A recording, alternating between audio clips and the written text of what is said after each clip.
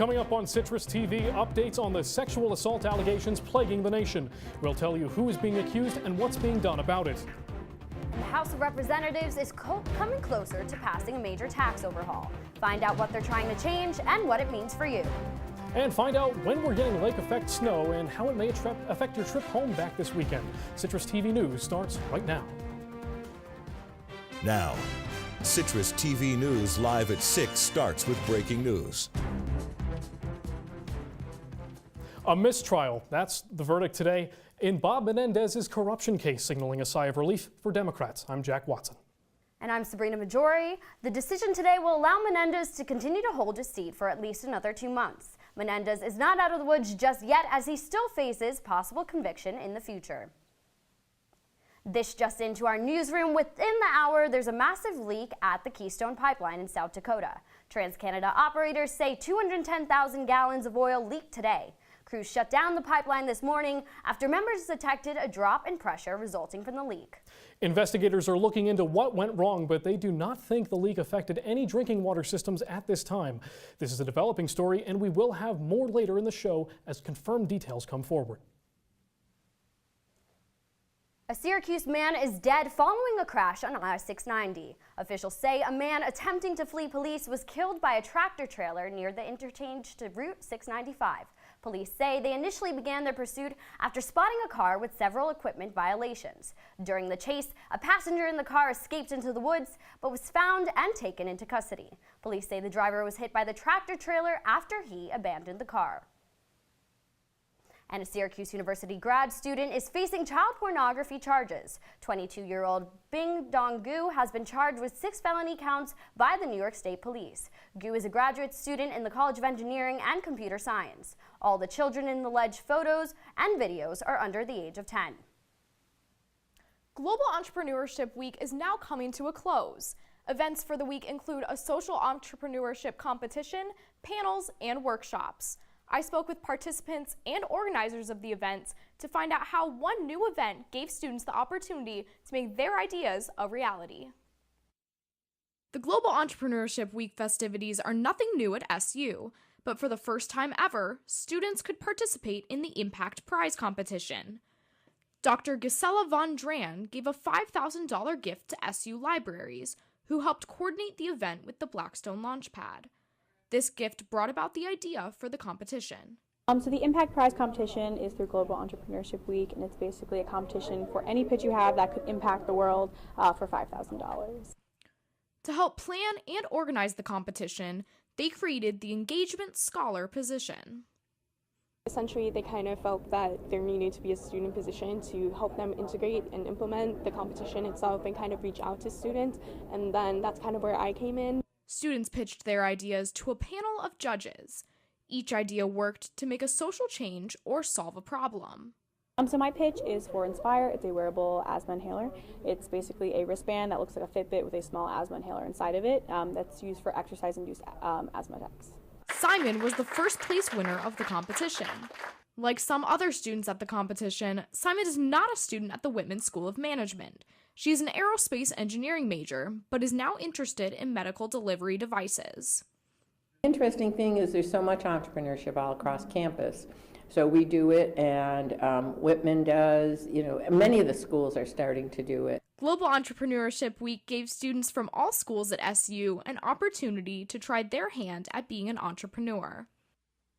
This is the 10th year of Global Entrepreneurship Week. 37 countries participated in the event in 2007.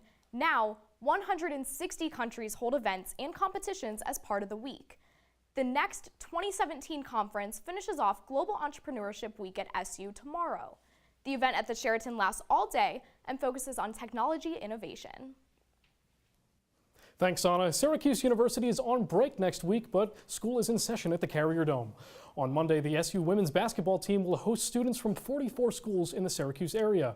The event calls for 85 extra buses to move in and around campus to pick up and drop off students, so heavy traffic is expected. Students will be dropped off between 8:30 and 10:30 a.m. and will be picked up between noon and 1:30 p.m. While some may be spending Thanksgiving break warming the couch and eating turkey, others have the opportunity to practice their act. Tomorrow is the deadline to apply to perform at the 33rd annual Dr. Martin Luther King Jr. celebration. Auditions will be held on November 30th and December 1st in Hendricks Chapel. For more information on how to audition, visit mlk.syr.edu. Students are beginning to travel home for the university's week-long Thanksgiving break, but not all students live close enough to campus to go home for the week. CitrusTV reporter Gabrielle Caracciolo found out what international students are doing for the break this year. When a costly flight home can take more than 13 hours, span across multiple time zones, and result in jet lag, many international students choose not to leave the U.S. for Thanksgiving break. Sophomore Nicholas Schmidt, who calls Germany home, says staying on campus alone can be scary because there are so few people around. I wish that there would be more activities, especially for like students who are staying, just like connect and not just be isolated in your room. So, like having another Thanksgiving dinner, like having just a couple of activities. Schmidt says he has come to appreciate the American holiday and is looking forward to trying a typical Thanksgiving turkey dinner. Like, the way I look at it is just, for me, it's time to look back and reflect on what I'm thankful for. That's what I'm using it for. So I think that's a nice tradition that, for example, in Germany we don't have. The university does offer one opportunity each year for international students to experience a traditional Thanksgiving meal. Dean of Hendricks Chapel, Brian Conkle, says he is excited to speak with students at this year's event. The primary goal of the International Thanksgiving Dinner, in my view, is to wrap the arms of hospitality around our international students. Conkle says 500 international students are expected to attend the dinner tonight. Gabrielle Caracciolo, CitrusTV News. SU's sold-out Thanksgiving celebration for international students will begin tonight at 7 in Goldstein Auditorium. Well, it was on and off rain today on the Hill. What will your journey back home for Thanksgiving look like? Weather anchor Nicole Weaving is live in studio to give us the latest on weather on the Hill. Nicole? Thanks, guys. The National Weather Service issued hazardous weather outlooks for Syracuse this weekend. There is potential for lake effect snow on Sunday night and all day Monday. A cold front with strong winds will move across upstate New York Saturday night into Sunday. You can expect rain to start, but as the temperature continues to drop, it will turn into snow. Right now, it is too early to predict any specifics on snowfall amounts. For students traveling home this weekend, Friday is your best bet to beat the potentially dangerous weather. For Thanksgiving, another cold front could be on the horizon, but climatologists say the probability of a white Thanksgiving is only about 20 to 40% in this area. Last Friday saw the first snowfall in Syracuse, and according to dispatch logs, more than 60 collisions were reported in Onondaga County. If this is any indication, be prepared to drive slow and with caution. From all of us here at Citrus TV, please be safe and enjoy this holiday break. Thanks, Nicole. A Syracuse man is pleading insanity after being charged with hammering his mother to death in 2016. The accused is a 24-year-old named Jamar Brown. Witnesses saw him leave an apartment building with a bloody hammer in his hand, but Brown does not recall the event. After an examination, a mental health doctor determined that Brown suffers from a mental illness. He will likely be sent to a mental hospital for an undecided amount of time. The upcoming mayor of Syracuse has some plans for Indigenous Peoples Day. Ben Walsh addressed the CNY Solidarity Coalition's concerns about the holiday during his first town hall-style meeting since the election. The left-leaning group asked him to sign their proposal to change the name of Columbus Day to Indigenous Peoples Day. Walsh says this idea has his full support, but did not sign on to the proposal. He says he wants to meet with other members of the community before moving forward with the legislation. And moving upstate, an 8-year-old returns a wallet carrying $1,700 to its owner. The child, Frankie Burns, found the wallet on Saturday while preparing for a football game. The family used an ID from the wallet to locate its owner, who lost it in a mugging incident. The owner rewarded the child with $100, which the boy intends to use to buy a new pair of soccer cleats. And Mariah Carey is canceling several of her holiday tour dates for upstate New York due to an upper respiratory infection. Carey's concerts in Ontario and in Niagara Falls are officially canceled as well. She will kick off her tour in late November, and her last show will be in Vegas a few days before Christmas. Coming up, how hunters will be affected by the Trump administration's latest plans regarding elephant trophies. And a Panama embassy opened in an unexpected country. Find out next.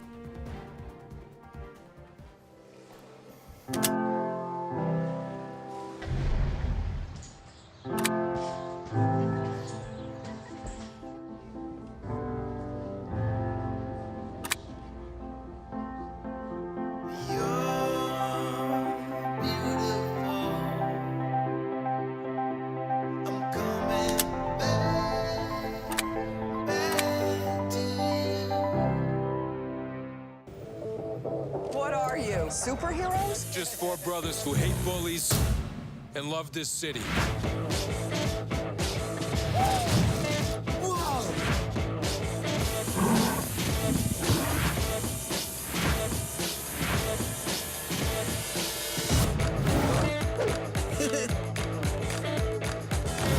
Gear up, guys.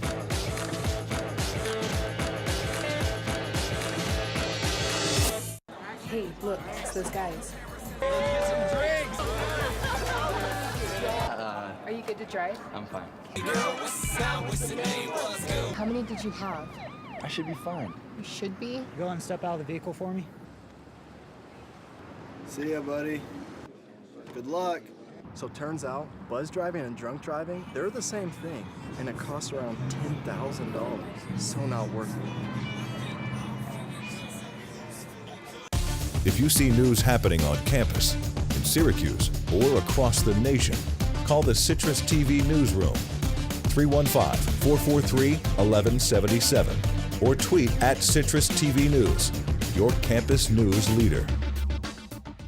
New accusations are coming out against Democratic Senator Al Franken after Los Angeles radio host Leanne Tweeden says he forcibly kissed her in 2006. Tweeden says the pair were on tour when Franken suggested they practice kissing for a scene and forced himself on her when she refused. She posted a picture from a plane ride capturing Franken smiling and groping her while she was asleep. And former President George H.W. Bush faces accusations too. A woman came out earlier today and said the former president groped her at a fundraising event in 1992. She thought it was an accident at first, but the other recent reports against Bush encouraged her to tell her story. And the allegations against famous personalities continues. Actor Kevin Spacey is facing new allegations of inappropriate behavior from a British theater he previously worked at. A statement from the theater says that 20 people allege the actor behaved inappropriately during his time there. On a more positive note, other celebrities are taking a big stance against sexual harassment. Famous rapper Drake stopped mid-performance in Australia yesterday after he saw a man touching several women inappropriately at the concert. The star pointed at the man and threatened to come down and attack him if he did not stop. And both Democrats and Republicans are criticizing a potential FCC rule. The FCC chairman is pushing for a change that would make it easier for acquisitions and mergers between large media companies. The current rule has been around for decades. The chairman is confident the rule change will be approved because the majority of commissioners are Republicans. And today, the House voted to approve sweeping revisions of the tax code. The new bill is set to cut $1.5 trillion in taxes for businesses and individuals. The bill would also represent the first significant legislative victory for President Trump. Just 13 Republicans voted no, including 5 representatives from New York. 23 of the 27 New York House members opposed the bill, citing concerns that the legislation will negatively impact the state. The head of the Consumer Financial Protection Bureau announced on Wednesday that he plans to step down before the end of the month. Richard Cordray served as the head of the agency since 2013. Cordray's tough regulation of banks made him a frequent target of Republican criticism. His departure was not a surprise, and many expected him to join the Ohio governor race. And new changes by the Trump administration may allow hunters to bring back trophies of elephants they killed. The plans will only affect elephants killed in Zimbabwe and Zambia and would reverse a ban put in place by the Obama administration. Although the Endangered Species Act lists elephants as endangered, a part of the act allows the importation of elephants. Importation is allowed if the hunting benefits the conservation of the species. The government is yet to officially mention change, but a wildlife forum in South Africa announced it this week. And new information is coming out that the U.S. is not the only country Russia interfered with. Russia allegedly used Twitter bots and fake accounts to influence the 2016 Brexit vote. Researchers at the University of Edinburgh identified over 400 Twitter accounts attempting to influence UK politics. One of the accounts attempted to stir up Islamophobia after the Westminster Bridge terror attack in March. A report by Human Rights Watch says the Myanmar military systematically rapes Rohingya women. The report released earlier today was based on the accounts of over 50 Rohingya women, girls, and aid workers treating the victims. Over half of the Rohingya women that HRW spoke to are survivors of rape. The report says that uniformed military members carried out sexual assaults and rapes on women and girls. Some aid groups reported hundreds of rape cases, saying that these were likely just a fraction of the true total. According to the report, all rape cases reported except one were classified as gang rapes. To go to Myanmar, I wanted to have a constructive dialogue with the government officials to extend the support of my office for legislative reform, for accountability issues, but my request was turned down. And President Trump took to Twitter today to voice support for the UN renewing investigations into Syrian chemical weapons attacks. The UN Security Council will vote as the international inquiry is set to expire today. Trump said the investigation should be renewed to ensure that the Assad regime, quote, does not commit mass murder with chemical weapons ever again. An increase in diplomatic ties paved the way for the opening of Panama's first embassy in China. The Panamanian president's Asia tour includes a visit to Beijing to be part of the opening ceremonies. President Valera is the first president from Panama to officially travel to China. Panama previously held diplomatic relations with China's adversary, Taiwan. They changed alliances over the summer to increase economic ties over the Panama Canal. China is the second most frequent user of the canal after the United States. After the break, find out which painting sold for a record-breaking price and what that big number was, and who is looking to buy Time Incorporated. Stay tuned.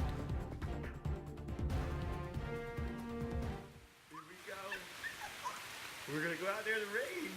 We're gonna get wet. All right, here we go.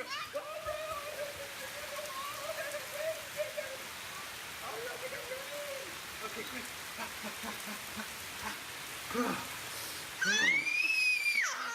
Oh yeah, yes. So much fun. Mwah. So wet. This is the story of a boy who didn't talk for a long time. The boy liked things to always be the same. Any changes would scare and upset him. The unknown was an unfriendly place. The boy was very sensitive to lights and sounds. So he built secret hiding places where they couldn't get in. The boy didn't like looking people in the eye. He wasn't trying to be mean, it just made him feel uncomfortable. Sometimes he would flap his arms again and again. One day, I found out I have something called autism. My family got me help. Slowly, I found my voice and learned all the ways I could live with it better. Early intervention can make a lifetime of difference. Learn the signs at autismspeaks.org. If you see news happening on campus, in Syracuse, or across the nation, call the CitrusTV newsroom, 315-443-1177, or tweet at CitrusTV News, your campus news leader.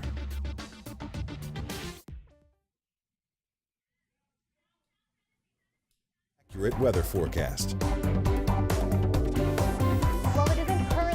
Outside, but the rain has been on and off, and that's going to be the trend that continues tonight. It's currently about 40 degrees outside, but feels significantly cooler, partially because there's so much wind, 15 to 25 miles per hour. If we take a look at the rest of upstate New York, it's currently 39 in Penn, same in Ithaca, 41 in Binghamton, and as I mentioned, 40 here in Syracuse. As we take a look at our Doppler radar, this rain, and as you see some of those bluer shades, symbolizes the snow and possible ice that could be moving in tonight, as it's going to continue throughout the rest of the night and pretty much won't be gone until about 1 a.m. tomorrow. Then when it comes to waking up in the morning, it'll be about 31 degrees, but warm up to be about 34 by noon. So make sure that you have your parka or definitely a warm jacket ready, because those temperatures are not going to get into the 40s.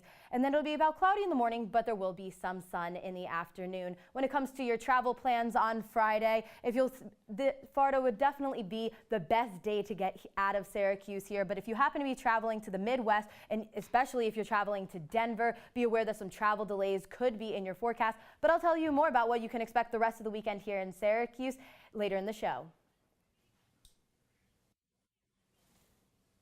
Time may be up for an independent Time magazine. Talks of a deal with Meredith disappeared earlier this year, but negotiations are back on the table after the billionaire Koch brothers stepped in. Sources close to the brothers say the pair agreed to back Meredith's offer with more than $500 million. Both sides want to announce the transaction soon after Thanksgiving. And a popular painting by Leonardo da Vinci earns a world record. The artwork, called Salvator Mundi, or Savior of the World, received $450 million at an auction last night. The buyer is currently unidentified. The previous highest price for any piece of artwork was $300 million.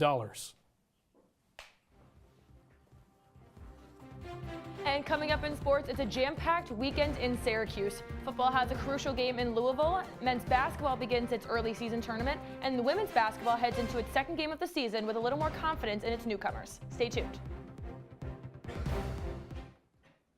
Your daughter just had her first breakup. Do you A, put yourself in her shoes? B, console her? Don't worry, sweetie. This is gonna happen a lot. Or C, find her a new boyfriend? Nice, single boys.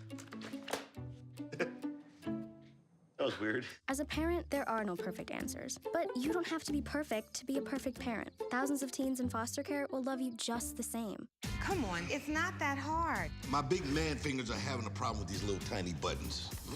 Whoa, watch it there. Your blood pressure's gonna go through the roof. Tell me about it. I'm trying to learn how to get it down. Instead, it keeps going up. High blood pressure can increase the risk for heart attack or stroke. Learn how to keep yours at a healthy range. Ever hear a voice command?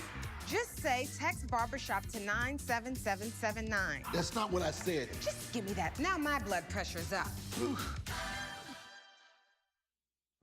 Here's your check.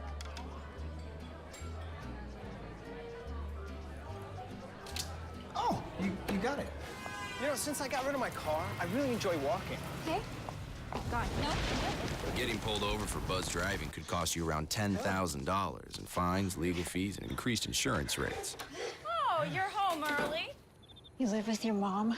That'll set your game back a few years. Buzzed, busted, and broke. Because buzz driving is drunk driving. Well, Thomas, you've got pre-diabetes. But with more exercise and a change in diet, it can be reversed. I've tried exercising. It just makes me hungry for bacon. I love bacon, too. And who really likes to exercise? Not me. Me neither. Nobody. So we're good? What? Oh, you still have pre-diabetes. Big time. And now, your Citrus TV Sports Report. Breaking news, the Baseball Writers Association of America just announced that Giancarlo Stanton won the National League MVP award. He beat out Joey Votto by only 2 points, and he is the first Marlin to ever win the MVP award. He was an offensive powerhouse for the Marlins this season with 59 home runs, which led the MLB. The American League MVP is set to be announced within the hour. The football team has a crucial game in Louisville this weekend against the Cardinals. The Orange need to win its next 2 games to guarantee bowl eligibility, which will prove difficult as it faces Lamar Jackson.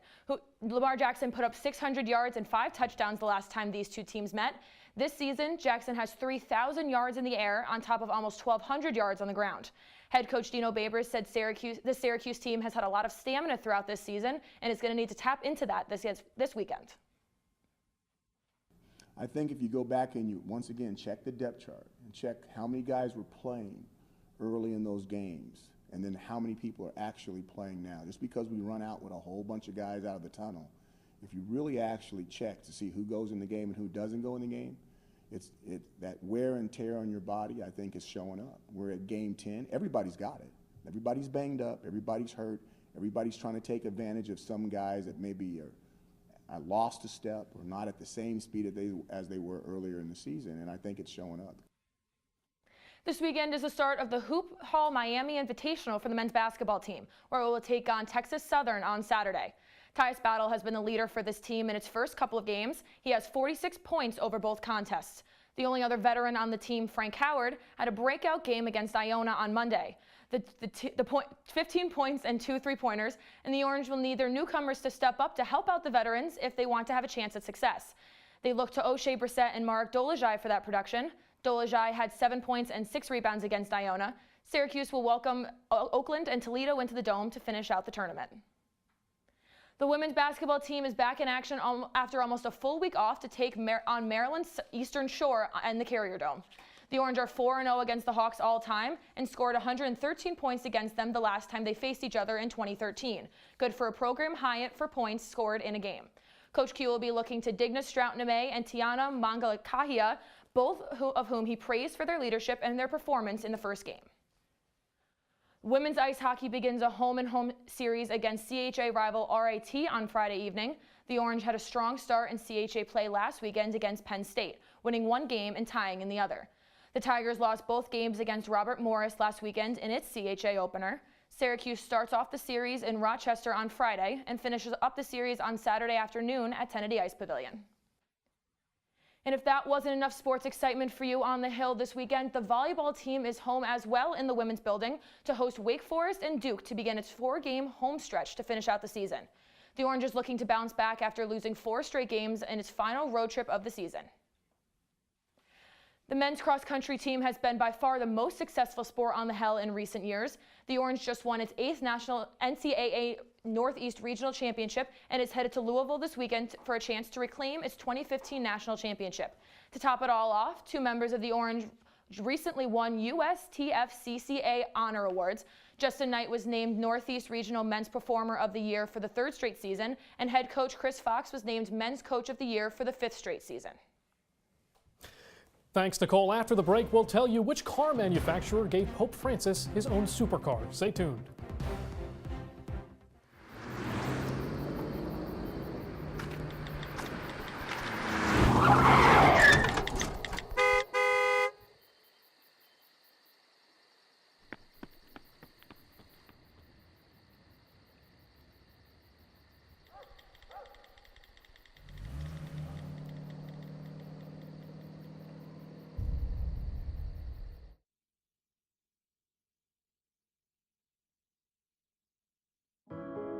Taking care of a family member can lead to plenty of questions. Fortunately, there's a place to get the answers, for them and for you. Find articles, tips, and tools from experts and others who have been in your place. The Caregiving Resource Center at aarp.org/caregiving.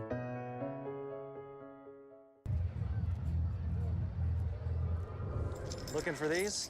You drive buzzed. It could be one very expensive ride. First, you gotta make bail.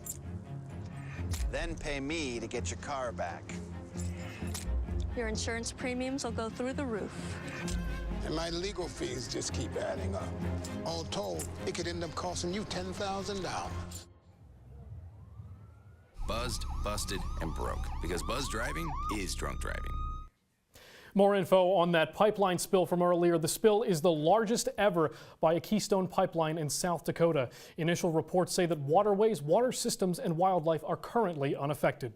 Environmental activist group Greenpeace says the spill shows why a new section of the pipeline in Nebraska should not be approved. President Trump approved the pipeline's construction in March.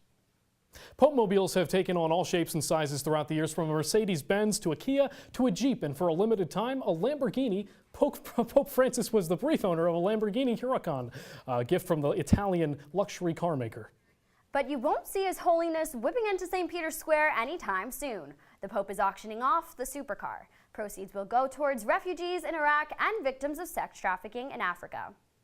And that's all the time we have for tonight. Be sure to follow us on Twitter at CitrusTV News, and all of our content is available on CitrusTV.com. Have a good night, Syracuse.